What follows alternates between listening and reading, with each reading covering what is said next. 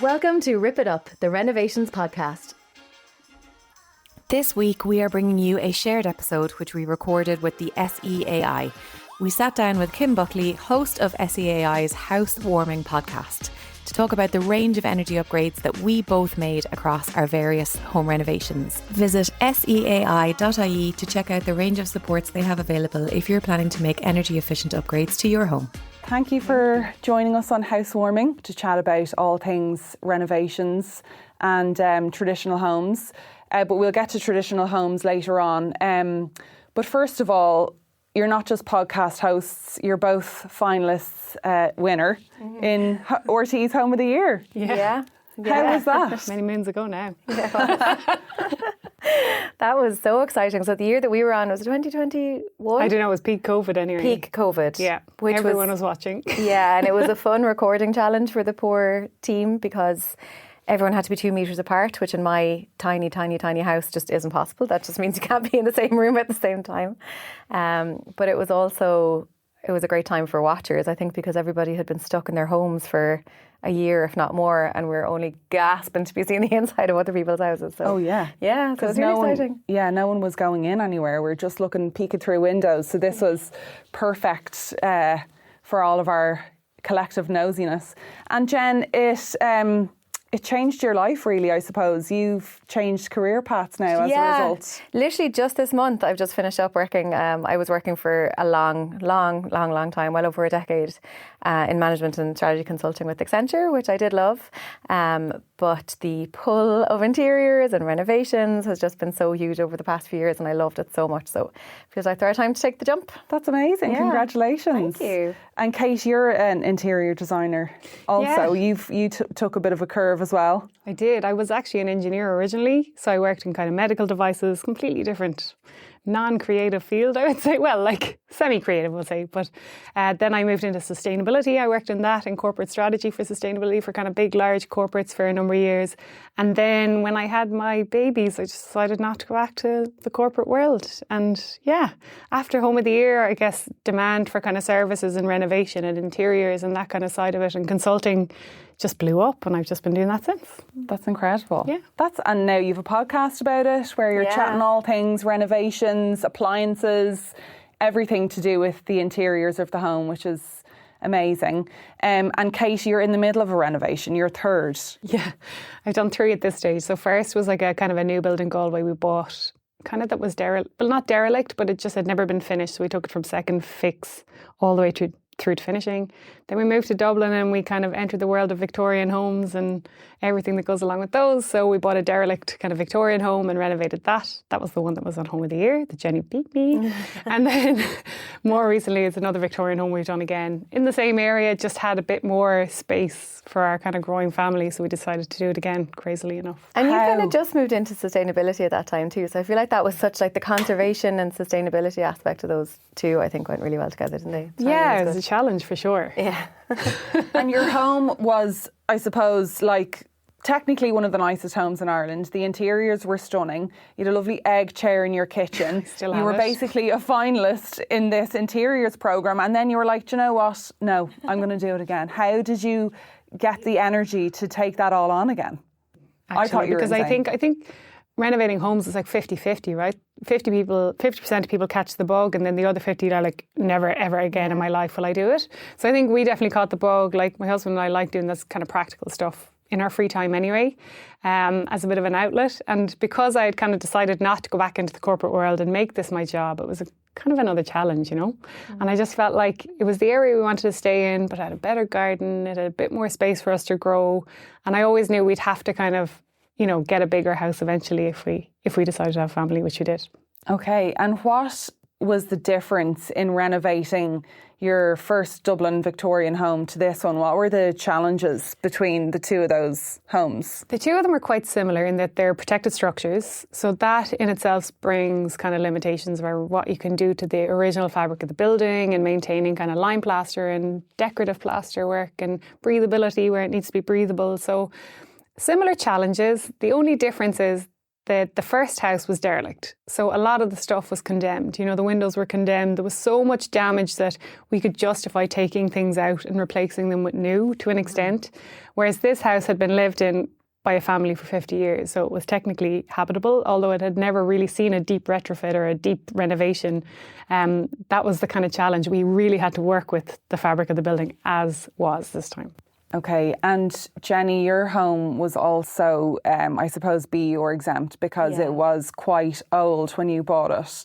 Yeah. And then you did a big retrofit. You're only on your first retrofit. Yes, yeah. How many more do you think you have in you? I have a few more in me. Now, I say it, I'll do up homes for sure because I definitely got the bug and I love it. But I will have to be levered out of my house. Like that will, I think, always be my first love, my first home, and I don't see myself selling it. You know, it's a home of the year winner. I mean, but I just love it. It's just made for me. Like I really love living there. I love the neighbourhood. I love everything about it, and I love the size of it, even though I know it's tiny. But yeah, that was my first. It was BE or exempt. It was, I mean, it had nothing. Like it was built in the 1890s. It wasn't protected, so I didn't have to work around conservation restrictions because there was nothing in it to conserve. I mean, literally, like it didn't really even have foundations. But I lived in it for maybe the first 9 months after I bought it, just saving and going for the planning permission and thinking about the design and everything. And oh my God, it was freezing. I remember getting the keys and moving in March 2019. There was a cold snap. If anybody remembers March 2019, there was just this week when it was really cold. And I moved in, I had like an air bed and a sleeping bag, which, my God, did I need. And it was just so cold because there was no central heating in the house. There was just this one massive central chimney breast with chimneys that opened into each of the 3 rooms. One of them had a broken gas fire in it. The others were just open, so it was freezing cold air coming down those. The windows were all single glazing and really drafty. There was this breeze block extension out the back because the original house wouldn't have had plumbing. So the toilet was originally, you know, kind of an outhouse that was really just a breeze block extension. So it was just freezing cold. It's night and day now. So you really got the benefit of your home energy upgrade then, going from basically no central heating. You're basically camping. Yeah, I was basically camping. And you wouldn't even call it glamping, like it was that bad, because mine was the same around the same time. We were both like, you know, hugging each other, being like, it's so bad, isn't it? It's so cold. I remember sending Kate a video of my first night and you could see my breath. That's when I was in bed breathing. It was just so cold. So going from camping in your own home to living in a super warm, cosy, renovated, home energy upgraded home, what is the difference? Is it like night and day? Night and day, first, obviously, in terms of comfort. And then in terms of bills, like my bills are buttons because the house, again, it's tiny. And like, as we're on the topic of energy saving and sustainability, there's not much better you can do than just have a tiny, tiny footprint. So it's really easy to heat anyway, but it was brought up to a B or 2 rating, B or B2. So it's great for the green mortgage, but it just means the bills are super low. Like I really rarely have the heating on. So what energy upgrades did you carry out back when you were doing the renovation? Everything. Literally everything. Okay. Mostly because the house was almost fully knocked anyway. There wasn't much of it that was reusable, really. And there was an extension going in, and also when I bought it, it was a single-storey cottage, and now it's a double storey. But I wasn't able to extend above the apex of the roof, so we had to dig down a little bit in order to fit 2 stories into that roof. So the floor came up, underfloor heating went in, floor insulation went in, then the walls were fully insulated, and then all the windows had to be replaced anyway, so they went in with double glazing, and then obviously attic insulation as well. Brilliant. And you've a heat pump? Full retrofit. I looked into a heat pump. I wasn't able to get one at the time. I think I would be now because the outdoor unit that was required back in 2020 was quite big, and I just did not have the outdoor space for it. Yeah. They've shrunk now. They're more compact, so I think if I looked into it again, I would be able to get one. Okay. And Kate, going back to your first Victorian Dublin home that was derelict when you bought it, you did bring that up to a BE or B2, even though it was a listed building. Yeah. This is pre-traditional homes pilot. How did you manage to do that? A lot of research. No, we did a lot of research on what we could actually do, and we worked with our architects. So like the key for these old homes is they remain breathable. So we wanted to keep the original plank flooring downstairs. So our only option was to lift those, put quilt insulation down to allow still that kind of breathability. So we did that from ground level up. All the new part that we built, the extension, we did an insulated subfloor there. So at least we had underfloor heating and warm floors and like a warm extension in the kitchen area, because I love being barefoot in the house, and which is not possible in Victorian houses usually. And then from there we took back all the original lime plaster. It was quite damaged in most parts of the house. We got right back to that old plaster and lath in the walls. And then we did a breathable insulation called IQ Therm. There's a few different brands, but like IQ Therm, Calci Therm. And then we re-lime plastered. So it kind of maintained that breathability, but still gave us that U value for the walls that we needed.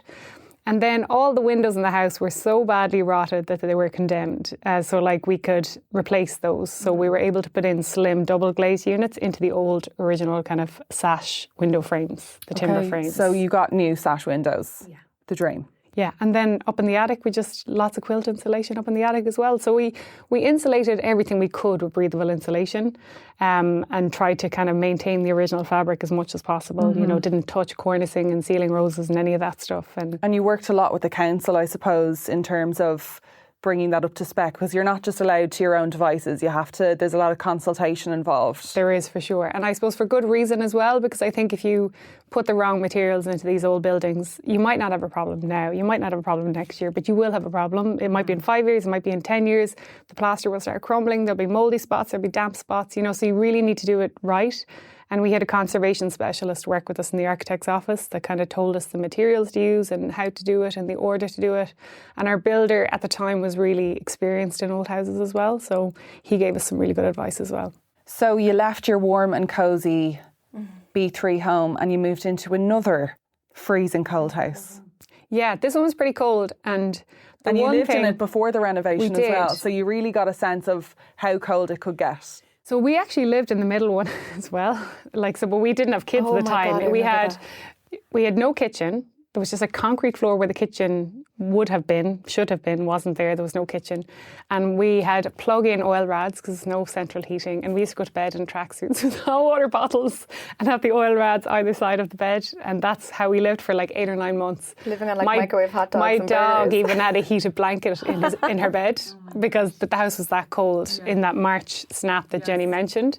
So we lived in that. But then the next house was a different kettle of fish. Now we had kids this time. So we obviously had to have the heating on as much as we could. There was people living in the house before we bought it. So, you know, the central heating system, albeit old, it functioned, but it was so inefficient. Like the windows were, you know, old. Some of the glass panes were broken, draftiness. So our bills were, I mean, through the roof for that winter that we had to live in it before we renovated, because we just had to keep it warm because small kids and babies, you know, we had a newborn in there at one stage. So it was very cold, but it was very expensive to heat when we heated it. Okay. Yeah. And have you experienced bills since you've renovated? No, actually. We've just moved in the middle of the summer, so no, but we're hoping they'll be much lower this time. Okay. So you did have to move out during the renovation. Yes. How long were you out of the house for? 9 months. Yeah, 9 months. And you know, funnily enough, we were in a rental for that 9 months, and it was a 1950s house in a housing estate that had been, say, prettied up for a rental. It was painted, it was, you know, a new kitchen put in, but you could tell none of those kind of groundworks were done. So and for someone who likes to walk around barefoot all the time, your feet would be 2 ice blocks in the kitchen on the tile floor. So even though the house, people came in and said, oh, this is a lovely modern house. And I'm like, it's not. They've done nothing. And our bills ended up being so expensive in a house that we thought looked kind of nice and modern. So important so it was to look amazing. for when you're shopping for houses or you're like viewing houses. So I'm looking forward to having a warm house. Absolutely, I'd say so. You did your plans before the traditional homes pilot unfortunately was launched, and that's something that you definitely would have taken advantage of and used. So how have you gotten around bringing your home up to, you don't know the BER yet, but you're hoping to get in around the B area. How did you take that home and retrofit your home up to what you hope will be a BER B? We're hoping it will. We've put in provisions for solar panels because we have a big garage in this house. We put an insulated subfloor down and we poured concrete this time. That was a big decision because the joists were completely rotten, so we had to do something, and it was either replace them or do that. This time, although we did it last time, we weren't allowed to insulate our walls this time just for conservation reasons. So we kind of thought that the floor might take up a lot of that slack. So that's probably the biggest change we've made. And then to the rear of the house where we've extended, that is a completely insulated structure, subfloor. All the windows are A-rated, even though they're sliding sash windows, they're spring sliding sash windows with no weights, no voids, no drafts. So they're actually A-rated windows at the back, even though our front are the kind of original windows. So we're hoping it'll kind of balance out to an overall good rating. And we've closed up the 6 or 7 open chimneys, or open fireplaces that were in the house as well.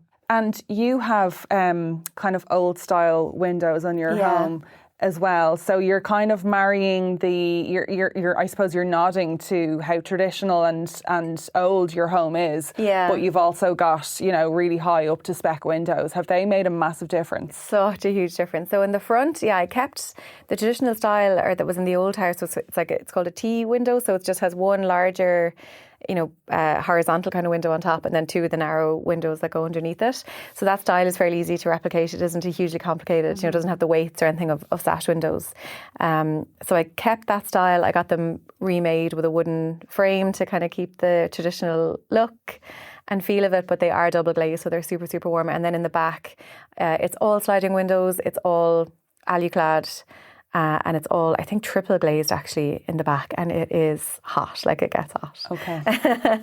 Or it stays warm, which is great. So yeah, it's just completely different. It's brilliant. Brilliant. And talking about design and nodding to, I suppose, the heritage of your home, tell us how you kept that in mind when you were decorating the inside. Yeah, lots and describe of ways. your home for people who haven't watched Home of the Year and haven't seen it. Tell us about it. So my home is a really small terrace cottage. It's in Dublin 6. It was an old workers' cottage. It was built originally for ESB workers that were nearby, and some of the firemen in the local Rathmine station would have lived there as well. There's stories. I got a lovely letter from the former owner's nieces of the home. She passed away, unfortunately, the owner, talking about the family being raised there. I think there was 10 kids in that house or something like that. Oh my God. I've since heard stories of 14 children being raised in those houses, and these are small. I think it was either 38 or 42 square metres when I bought it. So just one bedroom? Rooms. Yeah, exactly. A living room, a kitchen, and tiny little bedroom and one larger bedroom. So I guess they just took shifts sleeping like on the floor. I don't know how they did it.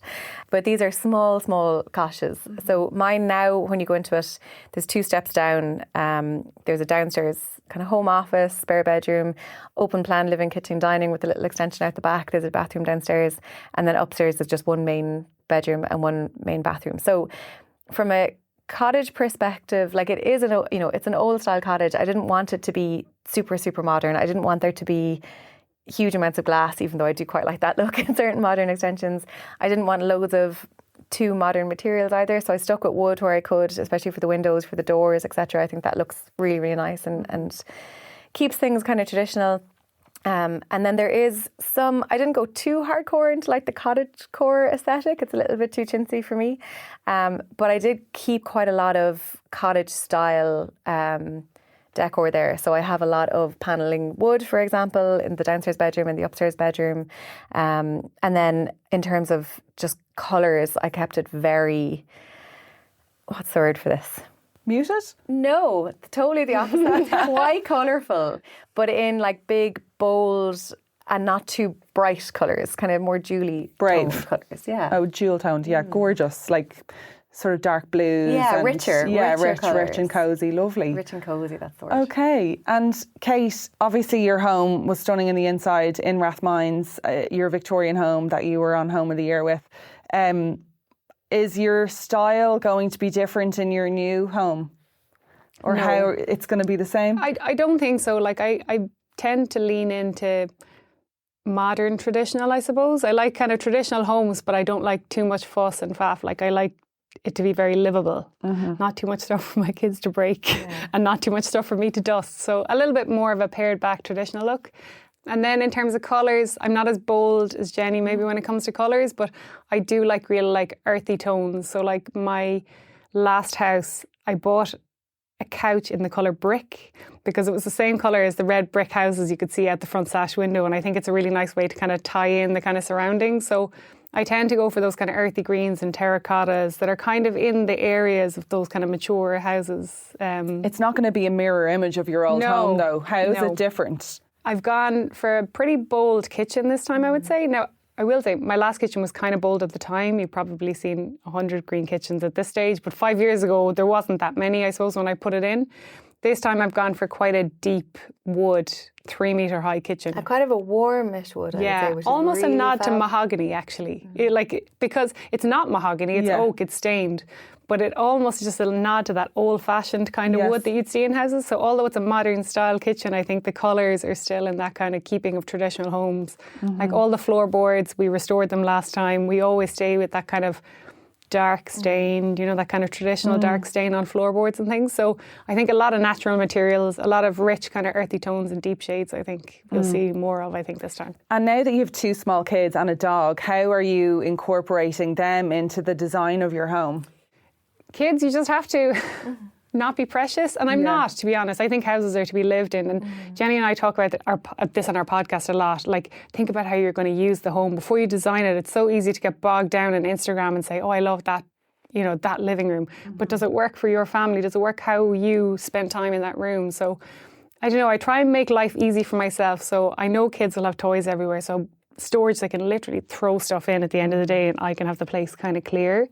And then where we've put in French doors, I said I wanted the bottom 45, 50 centimetres solid wood, and they couldn't understand, why wouldn't you just do glass to the floor? I said, handprints, and I don't want to be looking at a wet ground outside. So I was like, those little things make my life a little easier.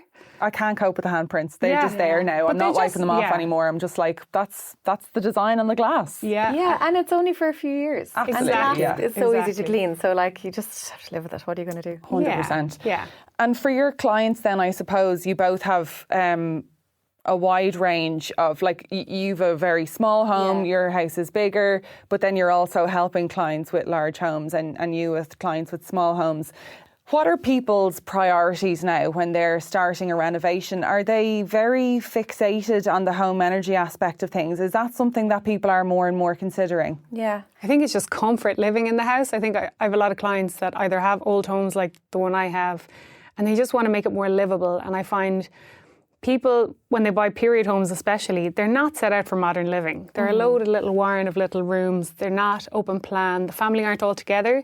And I think people want to do that, but they're afraid with high ceilings and big open spaces, the house is going to get colder. So they're like, how can I work to improve all that? So they think about the glazing a bit more. They think about the insulation on the floors if there's going to be a new floor poured. And they think about, like, should I put in a heat pump? Should I put in a hybrid system? Should I put in a gas boiler alone? So a lot of people ask me those questions as well, so I kind of do consults on the technical side a little bit as well. Okay.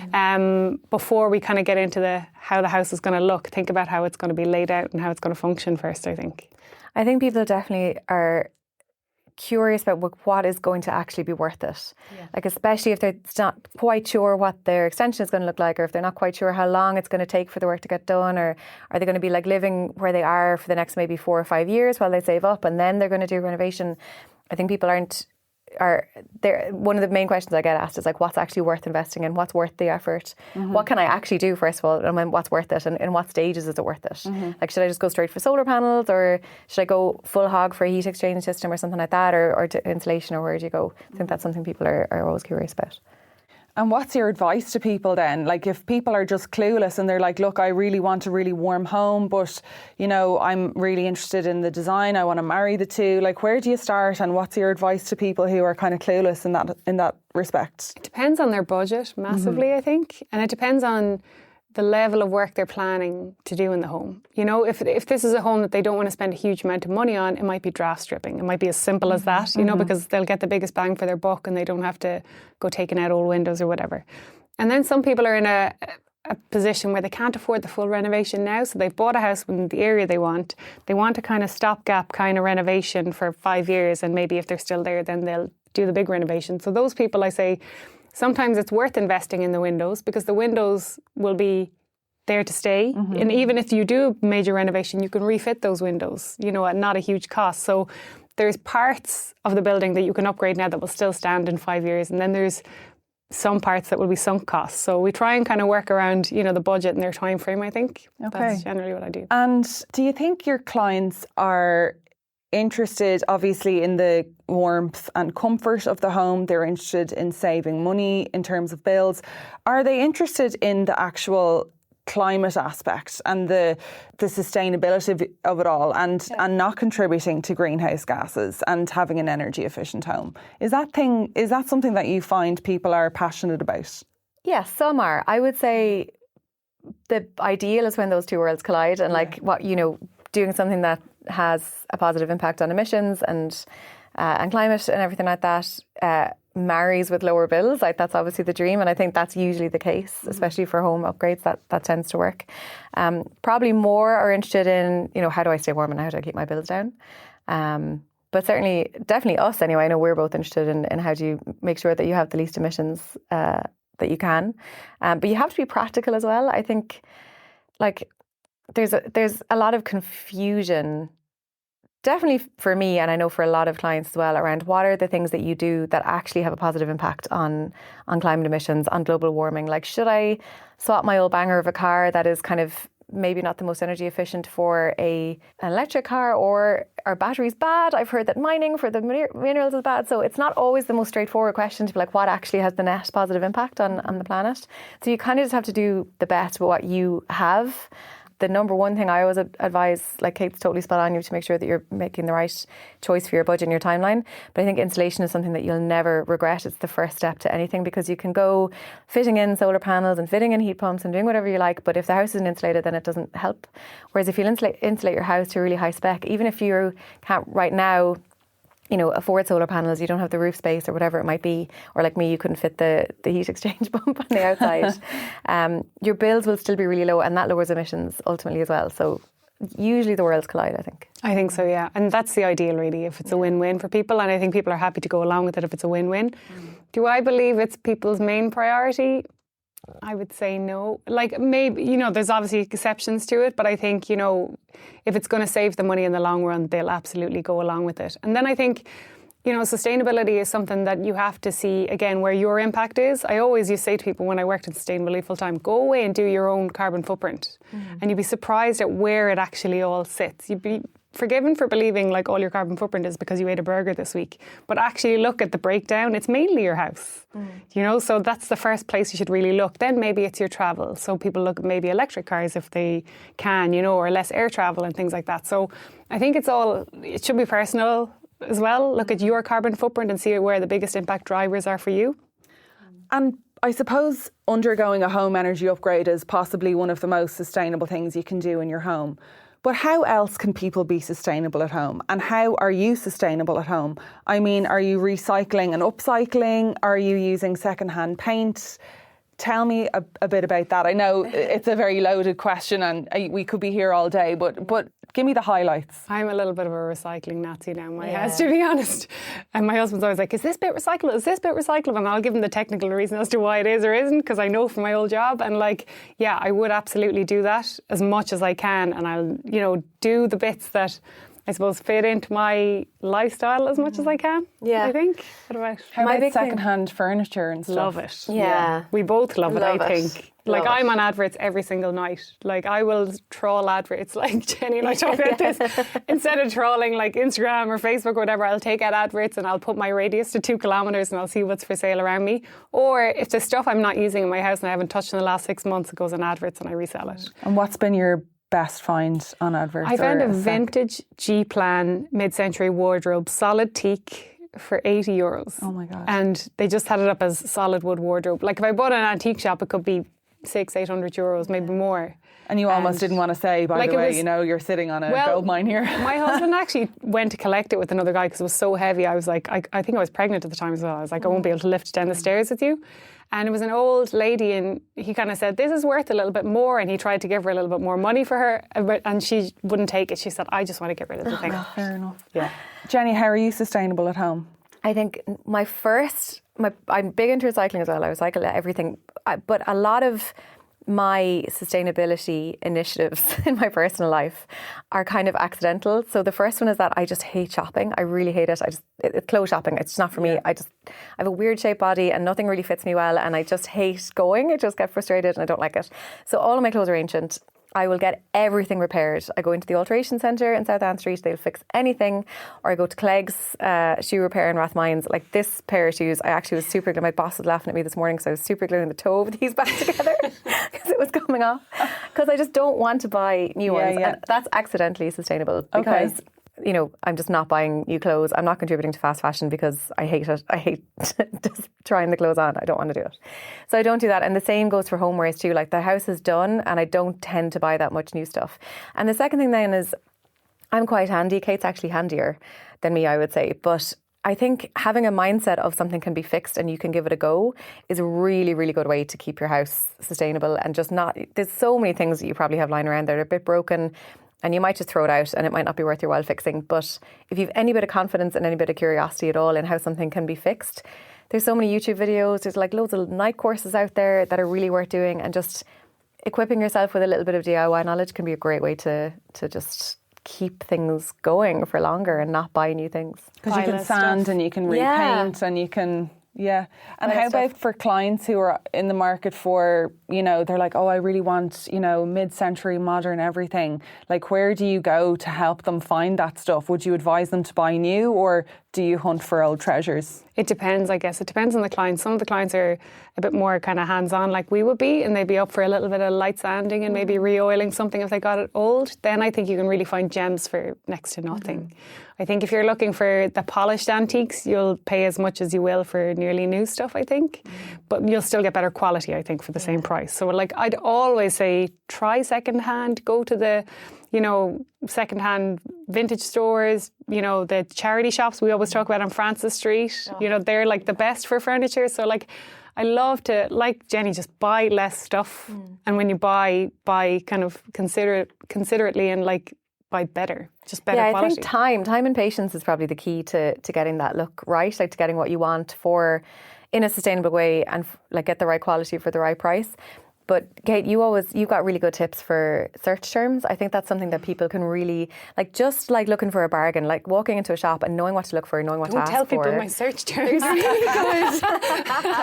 us. I think we did a podcast episode on this a while ago, so you can go back and listen to that as well.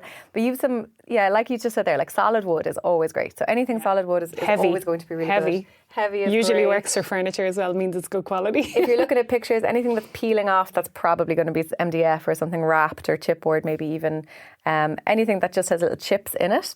That's a good sign, because that can usually be sanded out or polished out or something like that.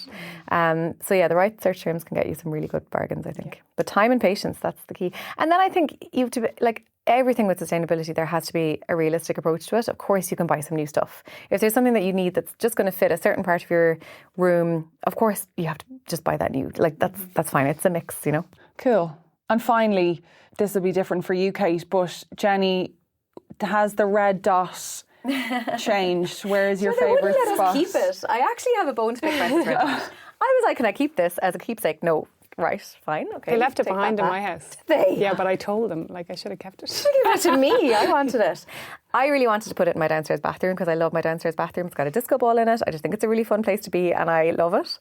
And the really nice producer, I think she was trying to think of me. She was like, do you really want the nation to know you as the girl whose favourite spot is the bathroom? Sitting on the toilet. So I was like, fine, I'll put it in the garden, I suppose. And I do really like my garden. I'll give a shout out to my friend Johnny Gannon. He did an amazing job. He installed this vertical garden wall for me and I just love it. The whole thing is lovely. So it ended up out there. But yeah, my red dot space really in my heart is in my downstairs toilet. Yeah. Fabulous, absolutely. And in your new house, Kate, then where would the red dot go? My egg chair is back. Oh, still. I just turned 40 like a week and a bit ago, and my husband hung my egg chair back in pride of place for my 40th.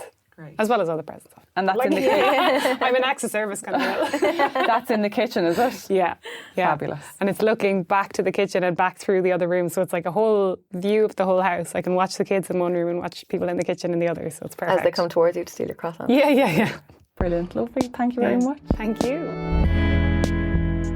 That's it for this week's episode, but we're not saying goodbye to Jenny and Kate just yet. If you check back in later in the season, I continue my chat with the girls and with SEAI's Stephen Farrell to discuss the traditional homes pilot and how best to upgrade period homes.